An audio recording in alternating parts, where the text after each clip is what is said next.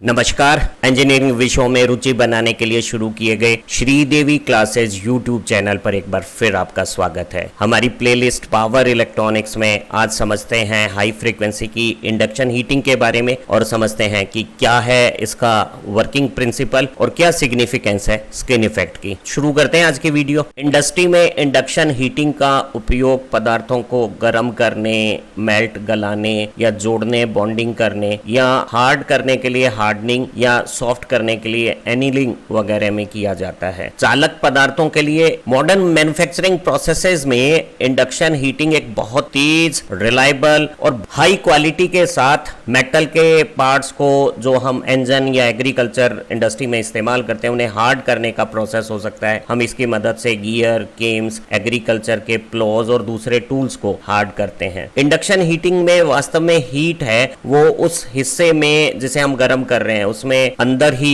Eddy current के circulation से पैदा होती हैं जो कि इलेक्ट्रोमैग्नेटिक इंडक्शन से वहां उत्पन्न होते हैं। और अगर हम इंडक्शन हीटिंग को ठीक से सेटअप कर लेते हैं तो इस प्रोसेस को बहुत कंट्रोल तरीके से बार बार रिपीट करके सिमिलर कंसिस्टेंट क्वालिटी के प्रोडक्ट्स को बनाया जा सकता है। समझते हैं इंडक्शन हीटिंग किस तरह से काम करती है। जब हम हाई रेडियो फ्रीक्वेंसी का बड़े करंट मैग्नीट्यूड का अल्टरनेटिंग करंट एक होलो कॉपर वर्क कॉइल में से भेजते हैं तो अल्टरनेटिंग करंट के एक्साइटेशन से हमारी वर्क कॉइल एक बहुत मजबूत और अपनी करंट की फ्रीक्वेंसी के बराबर फ्रीक्वेंसी का हाई फ्रीक्वेंसी का time varying alternating magnetic field अपनी वर्क कॉइल के चारों तरफ बनाने लगती है। जैसे कि यहाँ इस कॉइल में करंट के फ्लो से ये वर्किंग मैग्नेटिक फील्ड हमारी कॉइल के चारों तरफ बन गया है। वर्क कॉइल में हाई रेडियो फ्रीक्वेंसी करंट के एक्साइटेशन से जो अल्टरनेटिंग इंटेंस मैग्नेटिक फील्ड बनता है उसमें उस वर्क पीस को रखा जाता है जिसे हम गर्म करना चाहते हैं। इस स्थिति में हमारी वर्क कॉइल और वर्क पीस का जो अरेंजमेंट है वो एक इलेक्ट्रिकल ट्रांसफार्मर की जैसे व्यवहार करता है, जिसमें वर्क कॉइल जिसे हम अल्टरनेटिंग एक्साइटेशन दे रहे हैं वो एक प्राइमरी वाइंडिंग का काम करती है और जो वर्क पीस है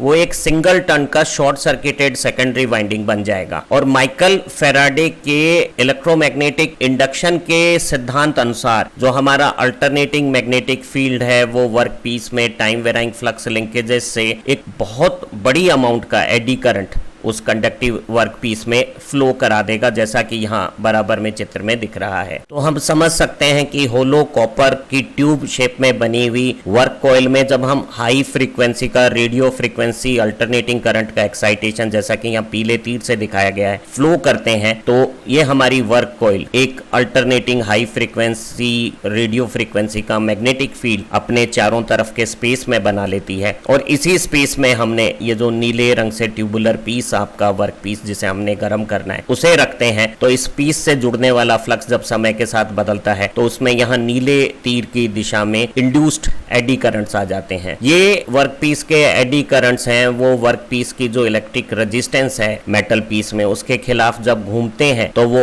ओमिक हीटिंग करते हैं जिसकी जगह और पोजीशन और अमाउंट हम तय कर सकते हैं। और हम पाते हैं कि वर्क कॉइल और वर्क पीस में कोई डायरेक्ट इलेक्ट्रिक कॉन्टैक्ट नहीं है, लेकिन फिर भी इलेक्ट्रोमैग्नेटिक इंडक्शन से उत्पन्न एडी करंट से उसमें हीटिंग हो जाएगी। और इस तरह से एक बहुत साफ सुथरा, बहुत तेज, बिना किसी प्रकार के पॉल्यूशंस का हमारा बिना संपर्क का एक हीटिंग कंडक्टर मटेरियल्स की हो सकती है और हम इसे किसी भी वातावरण स्थिति में इवन वैक्यूम में भी कर सकते हैं। ये बात भी समझना जरूरी होगा कि यहाँ जैसे हम एडी करंट से जो हीटिंग हो रही है उसका इस्तेमाल एक डिजायरेबल तरीके से किसी हीटिंग एप्लीकेशंस में कर रहे हैं, पर अधिकांश इलेक्ट्रिकल एप्लीकेशंस में इस तरह से जो एडी करंट से होने वाले लॉसेज होते हैं वो हमारी पावर की वेस्टेज है, इक्विपमेंट में अनड्यू हीटिंग्स हैं। तो इन्हें रिड्यूस करने के लिए हम स्पेशल प्रोविजंस करते हैं सभी एसी रोटेटिंग मशीन्स में और ट्रांसफॉर्मर्स में, जिसमें हम ट्रांसफॉर्मर की कोर को लेमिनेटेड लेते हैं या फिर अमोर्फस पाउडर्ड आयरन कोर्स का इस्तेमाल ट्रांसफॉर्मर में इन दिनों किया जाता है। या हाई फ्रीक्वेंसीज पे कोर में हम ऐसे लॉसेज जो हो रहे हैं एडी करंट से उन्हें कम करने के लिए फेराइट कोर का इस्तेमाल करते हैं जिसकी रेजिस्टिविटी ज्यादा है ताकि इस तरह के लॉसेस कम हो। लेकिन हीटिंग की एप्लीकेशंस में हम उसी लॉस पावर का इस्तेमाल मटेरियल को हीट करने के लिए कर रहे हैं। जब हम इंडक्शन हीटिंग का इस्तेमाल फेरोमैग्नेटिक मटेरियल जैसे लोहा या स्टील वगैरह को गर्म करने के लिए इस्तेमाल करते हैं, तो एक बात और महत्वपूर्ण है कि हमारा जो इंटेंस अल्टरनेटिंग मैग्नेटिक फील्ड है वो बार बार हमारी रैंडमली ओरिएंटेड जो डोमेन्स होती हैं फेरोमैग्नेटिक मटेरियल में, उसे अपनी डायरेक्शन में अलाइन करता है। और जब मैग्नेटिक फील्ड की अल्टरनेटिंग एक्साइटेशन से डायरेक्शन बनती है तो इन मैग्नेटिक डोमेन का अलाइनमेंट भी घुमाकर रोटेट करके बदला जाता है। तो इस तरह से जो रैपिड फ्लिपिंग होती है मैग्नेटिक डोमेन्स की, वो इंटर डोमेन फ्रिक्शन के अगेंस्ट में एक एडिशनल लॉस, हिस्टेरेसिस लॉस भी मटेरियल के अंदर पैदा करती है। और मटेरियल में अप्लाइड मैग्नेटिक फील्ड की स्ट्रेंथ और मैग्नेटाइजेशन का जो इंडक्शन है उसके बीच में जो हिस्टेरेसिस लूप बनता है, जिसमें magnetic induction applied magnetic field से पिछड़कर बदलता हुआ दिखता है, उस लूप का ये जो इंटरनल एरिया है वो उस लॉस को रिप्रेजेंट करता है जो मटेरियल की पर यूनिट वॉल्यूम में पर साइकिल होता है। और कुछ मटेरियल में जहां ये लूप बड़ा है उनमें ये लॉसेस ज्यादा होंगे, और जिनमें ये लूप छोटा होता है सॉफ्ट मैग्नेटिक मटेरियल में, उनमें ये लॉसेस कम होंगे। लेकिन अगर फ्रीक्वेंसी बढ़ती है तो ये डेफिनेटली ये लॉसेस भी बढ़ते हैं। तो हम कह सकते हैं कि जो हमारे फेरस मटेरियल है उसमें न केवल एडी करंट्स बल्कि हिस्टेरेसिस लॉस से भी एक एडिशनल हीटिंग होती है। इसीलिए ये जो हमारे आयरन और स्टील जैसे मटेरियल हैं वो इंडक्शन हीटिंग के लिए ज्यादा सुटेबल मटेरियल बन जाते हैं। एक बात और इंटरेस्टिंग है कि स्टील एक क्यूरी टेम्परेचर से अधिक टेम्परेचर होने पे ये डोमेन स्ट्रक्चर को खो देता है, उसकी मैग्नेटिक प्रॉपर्टीज खत्म हो जाती है। और आयरन के लिए क्यूरी टेम्परेचर का मान लगभग 770 डिग्री सेल्सियस है। तो हम समझ सकते हैं कि अगर आयरन को 770 डिग्री सेल्सियस से ज्यादा गर्म करेंगे तो उसमें हिस्टेरेसिस लॉस होना बंद हो जाएगा। और अब इस ताप से अधिक ताप पे जो मटेरियल में इंडक्शन हीटिंग हो रही है वो सिर्फ एडी करंट से हो रही है। तो हमने समझा कि अगर हमारा हीट होने वाला metal work piece copper, aluminium जैसा नॉन मैग्नेटिक मटेरियल है तो हीटिंग सिर्फ एडी करंट से होगी। और अगर वो आयरन या स्टील जैसा फेरोमैग्नेटिक मटेरियल है तो हीटिंग एडी करंट के साथ साथ हिस्टेरेसिस लॉस से भी होगी। हमारी किसी मटेरियल में जो हिस्टेरेसिस लॉस है वो फ्रीक्वेंसी के डायरेक्ट प्रोपोर्शनल और मैक्सिमम फ्लक्स डेंसिटी की पावर 1.6 के प्रोपोर्शनल लगभग होते हैं। और ये जो KH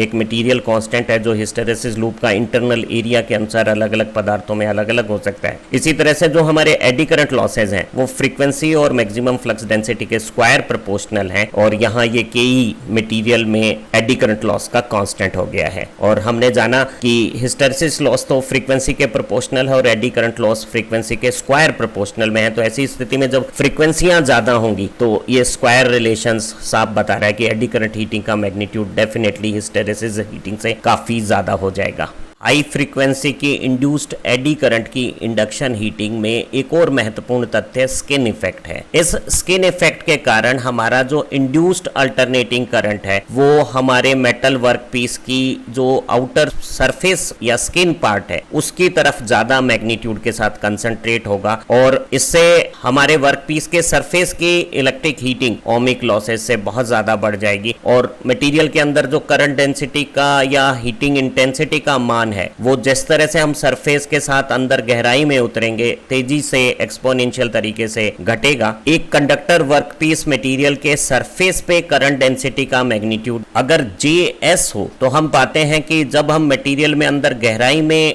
D डेप्थ पर घुसेंगे तो करंट डेंसिटी का मैग्नीट्यूड एक्सपोनेंशियली इस रिलेशन के अनुसार एक्सपोनेंशियली डिके होगा। ये जो डेल्टा कांस्टेंट है इसे डेप्थ ऑफ पेनिट्रेशन कहते हैं। और अगर हमारी गहराई डेप्थ ऑफ पेनिट्रेशन के बराबर हो जाती है तो हमारी अंदर गहराई पे जो करंट डेंसिटी है मटेरियल में वो सरफेस करंट डेंसिटी की E की पावर D डेल्टा के बराबर है -1 हो गई है। E यहाँ एक्सपोनेंट है 2.718 के आसपास, तो E की पावर -1 का जो मैग्नीट्यूड है वो 0.37 हो गया है। या हम कह सकते हैं कि एक डेप्थ ऑफ पेनिट्रेशन गहराई पे हमारी करंट डेंसिटी सरफेस वैल्यू का सिर्फ 37% रह जाएगा। जो हीटिंग इफेक्ट है वो करंट डेंसिटी के स्क्वायर प्रोपोर्शनल पे होता है। तो अगर सरफेस पे हीटिंग P0 है तो हम पाएंगे कि एक डेप्थ ऑफ पेनिट्रेशन पे जब करंट डेंसिटी सिर्फ 37% रह गई है तो इसका जो स्क्वायर हीटिंग इफेक्ट है वो सिर्फ 13% रह जाएगा। अर्थात वो मटेरियल जो सरफेस पे बहुत ज्यादा गर्म हो रहा है वो गहराई में अंदर उतरने पर बहुत ज्यादा गर्म नहीं होगा और लगभग ठंडा रहेगा। हाई फ्रीक्वेंसी के इंडक्शन हीटिंग में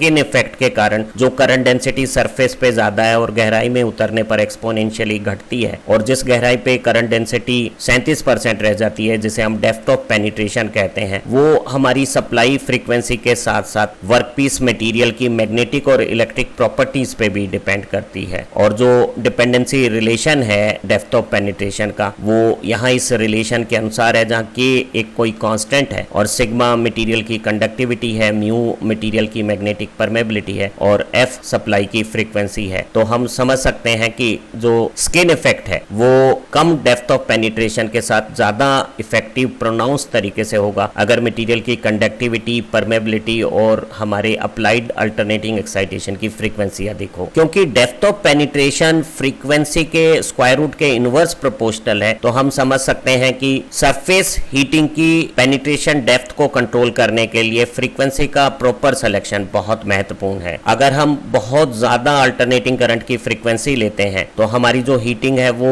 सिर्फ सरफेस पे रहेगी, सैलो डेप्थ पर रहेगी, बहुत कम गहराई तक ही हम हीटिंग को करेंगे। तो हम 100 से 400 किलोहर्ट्ज की बहुत ज्यादा हाई फ्रीक्वेंसी का इस्तेमाल तब करते हैं जब किसी मटेरियल की सरफेस और स्किन पार्ट के छोटे से हिस्से को बहुत तेजी से गर्म करना हो। और जब हम किसी मटेरियल को गहरा गर्म करना चाहते हैं तो हम कम फ्रीक्वेंसीज पे इंडक्शन हीटिंग करते हैं, जो 5 से 30 किलोहर्ट्ज हो सकती हैं। इस डायग्राम से हम समझ सकते हैं कि जब हमने फ्रीक्वेंसी 100 किलोहर्ट्ज या ज्यादा ली है तो हम हाई फ्रीक्वेंसी से हमारे मटेरियल पीस की सिर्फ शैलो सरफेस डेप्थ पर ही हीटिंग कर रहे हैं। इस तरह की हीटिंग को हम केस हीटिंग भी कह सकते हैं। अगर ये फ्रीक्वेंसी कम है 50 किलोहर्ट्ज या 30 किलोहर्ट्ज के बीच में, तो हमारी जो हीटिंग की डेप्थ है वो बढ़ जाएगी। और अगर हम बहुत कम फ्रीक्वेंसियों पे काम करते हैं जैसे 50 हर्ट्ज पे, तो आप पाते हैं कि हमारा जो पूरा मटेरियल है उसमें हीटिंग है वो फैल सकती है, उसमें जो डेप्थ ऑफ पेनिट्रेशन है वो काफी अधिक है। तो अगर हमें किसी मटेरियल को बहुत तेजी से केवल सरफेस पे गर्म करना हो, जैसा कि हम हार्डनिंग की एप्लीकेशन में या बहुत सारी दूसरी इंडस्ट्रियल एप्लीकेशंस में चाहते हैं, तो हमें हाई फ्रीक्वेंसीज का इस्तेमाल करना चाहिए। स्टील के लिए अगर हम 50 हर्ट्ज पे